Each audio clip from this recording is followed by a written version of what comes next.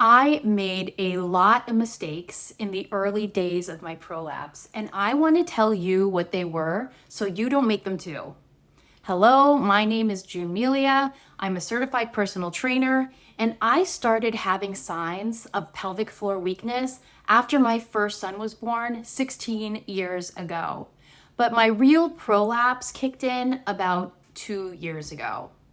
So in this video, I'm going to share the top 3 mistakes I made when I had my very first prolapse symptoms. So that if you're just in those beginning stages of prolapse now, maybe you need some tips so that you can help it simmer down, so you can help make some small change, right the ship, and spare you a ton of misery.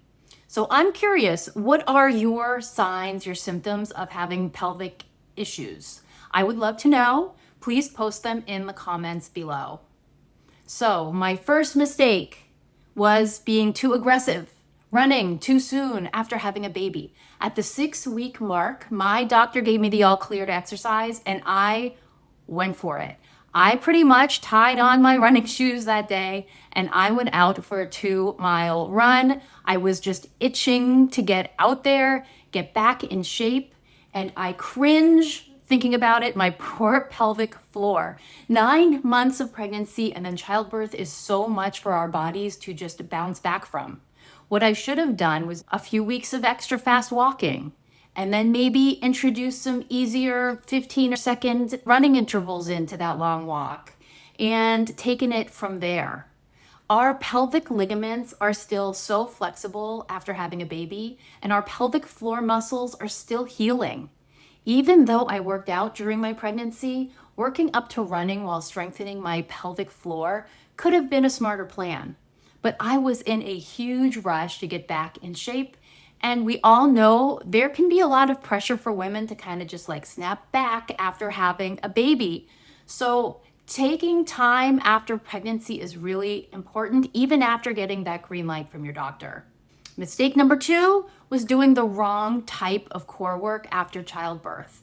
6 weeks after having my son, I was doing all the crunches, all the bicycle abs, all the planks, all the crunches on the ball. My poor pelvic floor did not stand a chance.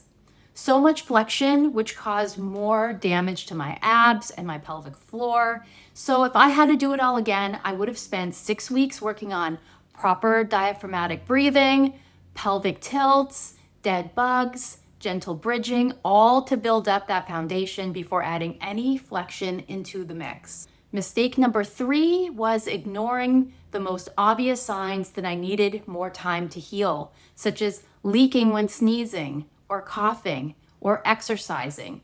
I was pretty ignorant of the signs of a weak pelvic floor, and even as a certified personal trainer, I kind of thought that some of this was normal. So many of the women that I coached had issues holding their pee during exercise. Whenever I asked my clients to jump rope, do bounding, or burpees, there were always jokes about leaking, especially my clients who had kids. So if you build the proper foundation, it doesn't have to be like this. And if leaking is a problem, we need to slow down and build back our foundation. Same if you have to kind of cross your legs when you cough. It's so common in most women, but it's a sign that your pelvic floor needs attention. I'm here to tell you that it can be possible to heal pelvic floor issues with time and energy in the right places, building a foundation, and then building off from there. I hope this was helpful for you. If you have any questions about pelvic floor dysfunction or prolapse, I would love to hear it. You can please post below. Please also feel free to like this video if you found it helpful, and also subscribe so you're in the loop for my next video. So thank you so much again, and I will see you soon.